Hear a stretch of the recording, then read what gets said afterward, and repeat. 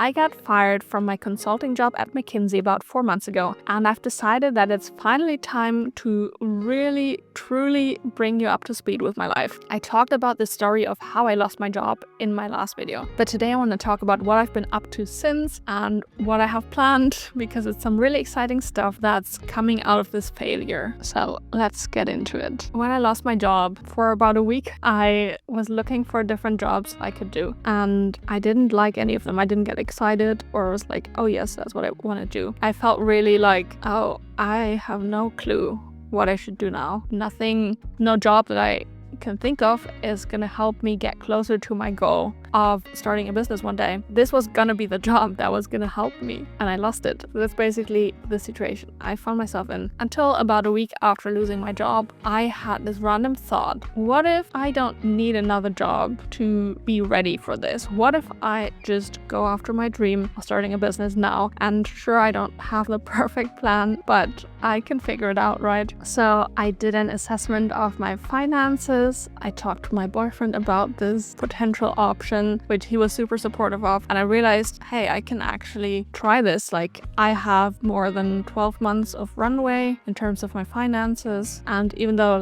it's not ideal if I don't make money for a whole year, that's definitely not the goal, but it would be okay. I can give this a proper shot. Sure, it's really not the ideal situation to start a business in. Ideal would have been I had planned for this moment and I had specifically saved up for it, and I had, done a bunch of things that would get me clients as soon as possible. That would have been ideal. But yeah, if I believe in myself and I can invest in myself by spending my savings and spending all this time, then why not do it?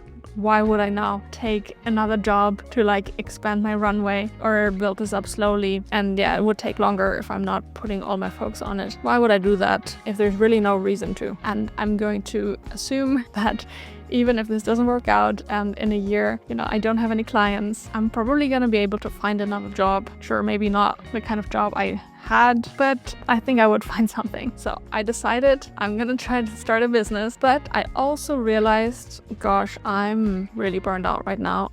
I do not have a lot of energy. This job, even though it was just 6 months, has really drained me just from all the traveling and continued lack of sleep that just kind of added on. And I was spending my weekends sleeping a lot, but it just wasn't enough to make up for the lack of sleep every single week for at least 4 nights a week. So yeah, I really need a break. Now looking back, I wish I had taken off more time. I only basically already had a vacation planned, the summer vacation of 2 weeks, and took that time off and went to Italy with my boyfriend, which was an amazing vacation. But 2 weeks also was not enough to recharge and really, really fill my batteries again after having drained them, because the entire 6 months that I was working at McKinsey, I did not take any vacation at all, any time off. So that was now really showing. So I started working on trying to start a business right after the vacation and realized that I need to take things more slowly because I'm just feeling so exhausted. And I'm working on the thing that I've been dreaming of working on, and I'm loving it, but I just feel so exhausted. I was worried that if I would let myself take it easier, that I would just lose my, I would lose my drive or my ability to pull this off. I thought, I have to make this work within a year.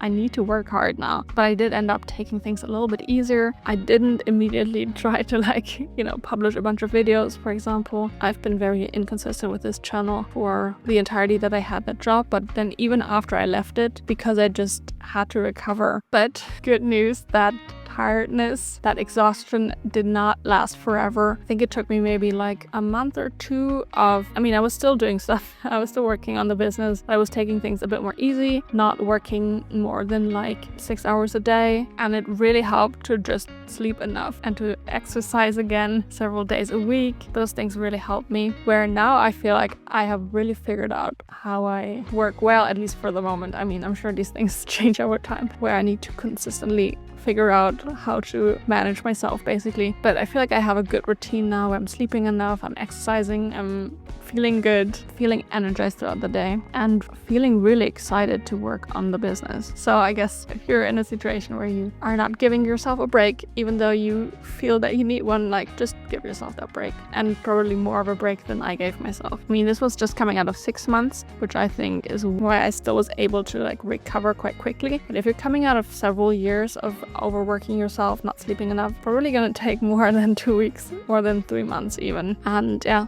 just give yourself that time, because I just don't think there's any point in overworking yourself, trying to work, especially trying to start a business, which is a creative endeavor. Like, you need all your brain power for it, so you need to be rested. Okay, that's my rant on sleeping enough. Yeah, I'm probably gonna share like more details over time of like how I had, I don't know, different epiphanies and how I figured out things like my business model and stuff. Not that I have it figured out fully right now, but yeah, I'm not gonna like tell you everything I did now, but roughly what I did is like I brainstormed what my business could look like, thought of different business models, and I wrote a first business plan that is completely redundant now. Like, it's completely not what I'm gonna do. I started a new YouTube channel actually to promote my business, which I had always known that if I was to start a business, I would start a new YouTube channel with it, just because you're probably not my target audience for the business. So it's better to like start over for the marketing side. But I also always knew that I was going to use my YouTube skills to market my business, because I believe that YouTube is really powerful in building trust and sharing what you know, and it's underestimated, especially for like B2B business. I think it's really underestimated. So I'm definitely using YouTube for that. Yeah, and I also just reached out to a bunch of people from my network. Something I still want to do even more. Like, it's not my favorite to like write someone a message being like, hey, you know, I'm starting a business. Would you mind having a call to like give me some advice or give me some feedback or give me some customer insights if they're a business that's like relevant for what I want to do. I don't like the reach out, like the calls themselves are always amazing. I just don't like the reach out part.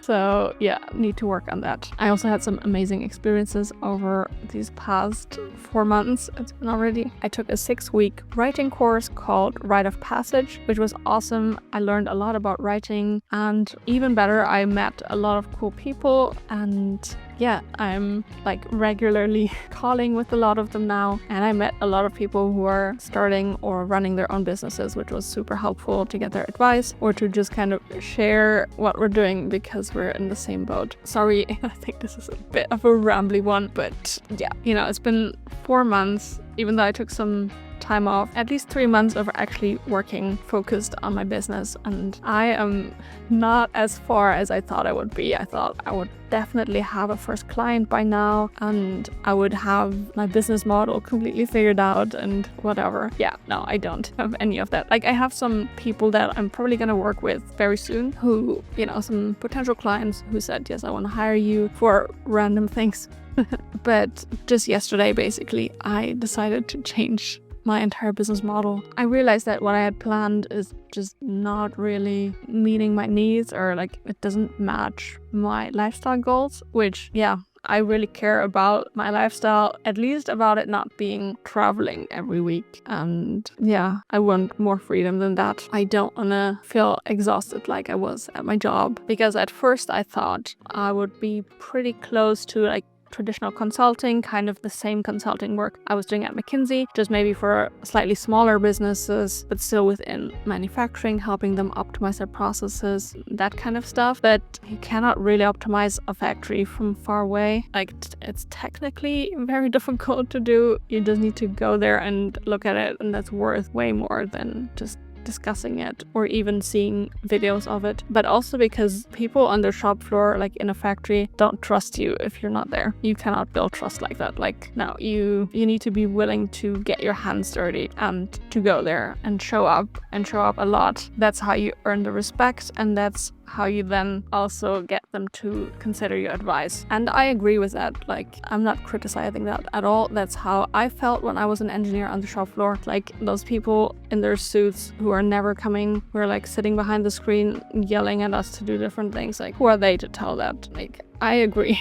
I just happen to also really, really dislike traveling. I'm someone who needs a very stable routine, and I have trouble creating that routine for myself, especially when things change a lot. Like when I'm traveling, I completely fall out of my routine and it takes me forever to get back into it. And then I sleep too little, I feel very stressed, and just my entire days become very irregular, and yeah, just adds a lot of stress. So I don't want to travel. That's one hard condition I've decided to set for my business. Like, at least not on the regular. I mean, if someone wants to invite me for something very cool, like, of course I'm gonna travel for that. I do love meeting people in person, but I don't want this to become required for me to make money. Like, maybe as a bonus here and there, a cool event or something, but not as the core of my business. So I needed to find a different business model, and I'm still figuring that out. I just know that I want to work with businesses, probably small businesses, solopreneurs. That's the kind of businesses that I love working with and that I have already been advising anyway for free. Like, I have a lot of friends in that field, and yeah, I love figuring out like the right business model for them and their marketing strategy and funnel, and also like the processes of how they fulfill the demand. Yeah, I'm just, something I believe is it's very powerful when you're known for one thing, at least on the internet. Like, you can do a lot of things and have a lot of interests, and I definitely do, and also have a lot of different skills, but you need to kind of communicate it in a very simple way for you to build a strong personal brand. That's the personal brands that I've seen be super successful. I'm still trying to find that, and it's maybe like an iterative process where, you know, I develop a little bit myself and then I kind of run some experiments and see what happens and get feedback from my audience or clients. This will develop over time for sure. I don't think I can just sit at my desk and kind of make up the perfect personal brand and how to combine all of my skills into like something really powerful. I think this is something that I need to develop over time as I actually do things. So through doing, through action, not through overthinking. I don't know. I just want to be kind of transparent as to where I'm at and what's going on and how it feels, I guess, to start a business. Yeah, I guess the reason I decided to start in the first place was that I thought I had a good idea of what I could offer, that I thought, you know, I'm in a good place, and over time I'm realizing that's actually not what I want to offer at all, and I'm way more lost than I thought I was. And if I had known this, I probably wouldn't have started. I don't know. Not that I'm not glad I did, but I'm just a lot more lost and confused and uncertain than I thought I would be, which is fine. I just need to get through this, and I'm positive that I will figure things out. But to some extent, you could say I'm not making rational decisions in terms of what is the most reliable path to success, really building on the credibility I have through being a McKinsey consultant and mechanical engineer and having worked in the battery industry and optimized factories. Like, that is what, where I probably stand out the most compared to most people in the skills I have, but I just don't want to make that my main life. So a lot of people have been telling me, like, you need to do that, like start with that. Over time maybe you can develop, but I just don't want to. I don't feel excited to fully dive into that and make that my brand and build my entire portfolio and my offer around that. I'm taking, I guess, a stupid decision if you only look at success potential, and I'm really weighing my lifestyle goals heavy here and my fulfillment goals as well, because like I love engineering, but I also love business and I want to be more involved, and I think involved at a higher level of business strategy than you are when you're just on the shop floor. I love seeing a business as a system, and sure, you can come in and improve, I don't know, the logistics or how your robot does things. But are you sure you have the right business model in the first place? Because your business looks very stressful, or you have a huge cash flow problem. Like a lot of problems, yes, you can solve them kind of isolated, but you could also make your whole business a lot easier if you just picked a smarter business model that serves your goals better. That's how I think about it, and why I guess I want to be involved on a higher level than just in the weeds. I don't know, I'm obsessed with how different businesses work and what kind of biases also influence us when we start a business, because there's almost like religions in business. You know, some people really subscribe to the startup concept, VC startups, where you raise a lot of capital and try to have a hockey stick shaped growth curve, go big or go home kind of thing, trying to become the next unicorn, which has a $1 billion evaluation. That's one way of approaching business. Then you have like large corporations, and a lot of people who worked at those have a different perspective on business, where they also want to make it big, but they think maybe more in terms of like a institution moving slower, but still doing something big, building up big infrastructure. And then you have people doing like freelancing and having very time-dependent business models where they're investing all their time. And I don't think any of these business models are ideal. We have a lot of potential through the internet and through digital tools that enable us to have more exciting business models that are scalable without needing to invest lots of resources, and that can be run by one person or by a small group of people. And I don't know, I just love thinking about these kinds of concepts. So that's probably what I want to do. I mean, I could change my mind within the next weeks or months or years, and that's probably normal for a business to develop over time. I just thought it might be interesting to hear just how much evolution there is in kind of the process of starting a business. Now, I mentioned I'm starting a new YouTube channel to promote my business, but I also want to bring this channel along. I want to bring you along for the ride. I want to share the process of starting a business and do a lot more vlogging, as I have been in the past, which I kind of lost a little bit. But now I'm building my own business, so I can decide what I want to show. I can show everything. And I love that. This was my dream for years, actually. It's like, I hope that one day I can share myself starting a business on this channel. And I was not sure I would ever do it. This was an actual fear of mine, that I would just kind of always push this to some later time, like, oh, it's not the right time yet, it's not the right time yet, and then just never end up starting a business and get like stuck in some career path because of the money. Because as you progress in your career and you make more money, the risk or the opportunity cost becomes a lot larger, because, well, you're giving up a lot more salary. But this, is perfect. I'm not giving up any salary because I lost my job already. So it's kind of the perfect situation in terms of risk to start a business. And I'm so excited that I now actually get to do this, and I get to share the process, at least as long as I remember to vlog and make time for it, which I want to do. I know I have changed the direction of this channel way too many times, but that's just how life goes, I guess. And if this is not interesting to you, don't worry about unsubscribing, just do it. I don't need to drag you along. But what to expect going forward is basically like me sharing the process of starting a business and vlogging and